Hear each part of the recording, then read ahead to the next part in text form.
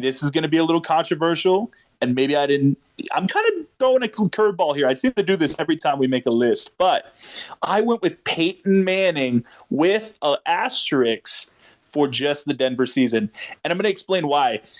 This is the worst football season for a quarterback to win a Super Bowl that I have ever seen. Yeah, his career is fantastic, and you can't deny that. But for one season of play, I watched a guy get carried by an offensive line and a defense, literally carried to a Super Bowl trophy, the most undeserving Super Bowl trophy I've ever seen. He was benched for Brock Osweiler. He returns and is literally gifted a Super Bowl win. He threw for 2,200 yards that year, 9 touchdowns, and 17 interceptions. He hurt his team more than he helped them. Just awful quarterback play. And he fell off the Max Kellerman cliff that he always said, Tom Brady's going to fall off a cliff. No, Peyton fell off a cliff. The year before this, he was absolutely phenomenal, MVP level player. And then he comes out a year later and looks like this. I've never seen a quarterback look so different from one year to the next. Just a terrible, terrible season. Well said. Well said, Forr. That was. Hey, I like the take. I don't know if I would have put him there, but hey, I can see how and why. The quarterback I've got at number 3 is someone who you might have never heard of, Jeff Hostetler. All right? Exactly. Who? He won the Super Bowl 25 with the Giants, all right? Coached by the greatest coach of all time, in my opinion, Coach Bill Parcells. And yes, Bill Belichick learned from Parcells. Parcells is the undisputed king of all coaches. And it's simple, all right? The thing about Hostetler, he really didn't do anything, all right? Listen to this career, okay? He had a 14-year career, which is pretty impressive. How many touchdowns do you think he threw in 14 seasons? Oh, man, I knew you were going to set me up with a question here. Well, I'm just learning who Jeff Hostetler was just a second ago, so let me guess. I'm going to go ahead and guess that maybe he played 14 years. I'm thinking, 150 touchdowns? Pal, he threw for 94 touchdowns. 94, that's it. What? Yeah. I went conservative on my number 2. Like, that's crazy, crazy low. Oh, man. Yeah, and that's really what it comes down to, all right? I had to really go back into the old school footage, man, to see some of these highlights, and they were not highlights. So that was my number 3. All right, what about you? Who you got at number 2? Well, just because I don't know if we're ever going to reference Jeff Hostetler's name on the pod ever again, I just want to give a shout out, man. Look, game managing can win you a Super Bowl championship. So shout out to Hostetler. He got it done. I'm sure that if we grew up in that era, we'd have a lot more admiration for what he did. And yeah, it's interesting. And if any old school fans want to school us on how great Jeff Hostetler is, we would love to hear it. Any stories, any takes, feel free to hit us up. We will always reply. I'm going to go ahead and get you with my number 2 here. This is probably going to piss off the entire Jets fan base, and they may just turn it off right here, but it's Joe Namath. Look, he had more picks than touchdowns in his career, 173 to 220. My goodness. He won the MVP for his statement of, we're going to beat the Colts. He called his shot, and that's cool. And he was a great persona, great personality, but he was never committed, never dedicated to the sport. He cared more about partying and cared more about the life that football gave him versus actually wanting to throw a football. He didn't even throw a single touchdown that game and was given MVP. Like, give me a break. Namath's career completion percentage was also 50.1. That's right, 50.1. That's just awful. True MVP of that game, because I did actually research this and look this up, Matt Snell, the running back. He had 121 yards, 30 carries, and a touchdown. That man was robbed, and I want to start a petition to get Matt Snell the Super Bowl MVP for that year. Look, for I'm just going to be the voice of reason. I don't know what you knocked this guy for. Partying? For having some balance in his life? That's what you got on him for? This is Joe Namath. That's what he's known for. You said balance. The only balance I saw Joe Namath have was his touchdown to INT ratio, which is never a good thing with quarterbacks. And that 50% completion percentage too, right? A little too balanced. Hey, maybe he was all about balance, man. Maybe we're just learning that. Yes. All right, fair enough. My number 2, you're not going to like, all right? This is a Buccaneer quarterback, Brad Johnson, okay?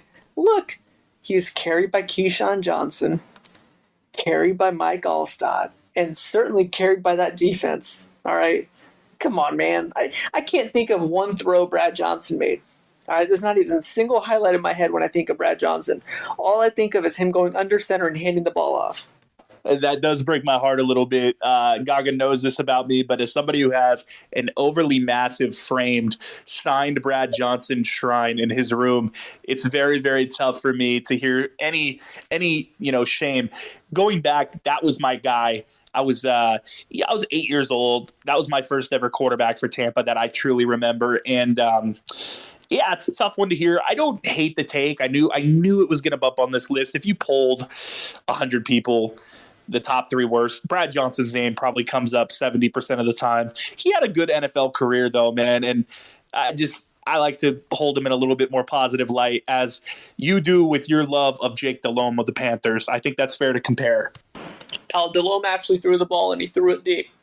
All right, Johnson didn't do that. See, the defensiveness that Gagan just showed there about Jake Delhomme shows you all you need to know about where I was just hit in my heartstrings. Forr, you are damn right. All right, that's my favorite quarterback of all time. The guy was, slinging the rock down in Louisiana. He was in Europe. He was all over the place. And the journeyman quarterback, come on, got to the Super Bowl, took Brady all the way to his limits. Yeah, man, I'm a little offended. I'm a little heated right now. Look, Jake Delhomme definitely slang the rock. He slang it to his team, other teams. He threw it to other continents, man, when he was playing and not allowed in the NFL. Look, I appreciate it, man. I think that you have a very good appreciation for him. No disparaging the great name of Jake Delhomme on this pod. I'll go ahead and get you my number one Forr, here. There's 2 things before you go. There's 2 things you never do, all right? You never insult a man's dog, and you never insult a man's quarterback. All right.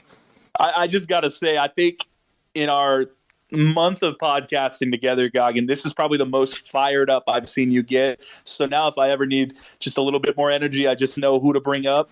Insult Jake Delhomme and those Panthers. Hey, man.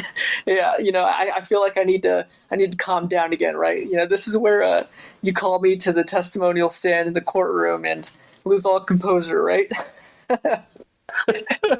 Hey, I know it'll calm you down, man. Just put on some Steve Smith highlights, get some kombucha, and you're going to have yourself a good night, man. You can calm yourself down real quick. Hey, you're right. I'm good now. I'm good, man. All right, who's your number 1?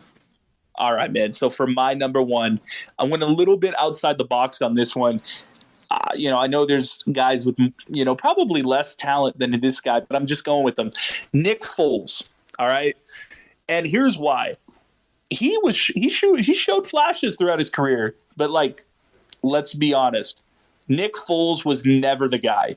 He was never wanted to be the guy, and he just never really was. He got carried by a fantastic Philadelphia team, and everyone on the Eagles had the game of their life to defeat the GOAT, Tom Brady. I love Nick. Think he's probably a great person. Would love to interview him. But Nick, you are the worst quarterback to ever win a Super Bowl, and that's still not a bad thing. You got it, and you got it against the greatest of all time, which is the ironic thing. And I will admit that game was fantastic for him. He had the game of his life: 3 touchdowns, 1 interception, but he had 373 passing yards. And even though Brady threw for 500 yards, it wasn't enough. Foles got it done. He stole a Super Bowl off Tom's finger, and I'll forever have a little bit of hatred for the Philadelphia Eagles because of that. Wow. Okay, man. My number 1 is the undisputed most undeserving quarterback of all time to win the Super Bowl. All right. According to consensus popular opinion, it's Trent Dilfer. All right. Look, I like him. I like him as a commentator. But look, in the 2000 season, he had 12 passing touchdowns, 11 interceptions. That's not a good ratio. He threw for 136 yards a game. For us, we've got running backs averaging that per game. All right, that's not good. That's not good at all. Yeah, unimpressive. I think you went with this consensus safe pick. I mean, growing up, that's all we heard. Dilfer was the worst quarterback to ever win a Super Bowl. You're probably right in terms of talent. I like to give him a little bit more props because he was able to kind of maneuver that team. I think there's something to being a team like where you have a Nick Foles of a team that's loaded with talent. Really, that team was loaded with the defense, and so he was almost playing with half the deck in a sense that Nick Foles was. Not as many playmakers on the offensive side of the ball, and he had to rely on a defense without and honestly minimize his mistakes, knowing that he had less playmakers around. So I think there's actually a good debate to be had there, but I can't hate you for your Trent Dilfer take. That's a fair take. Again, I guess my only counter is he had Shannon Sharp, who was still a better weapon than anyone Nick Foles had. All right.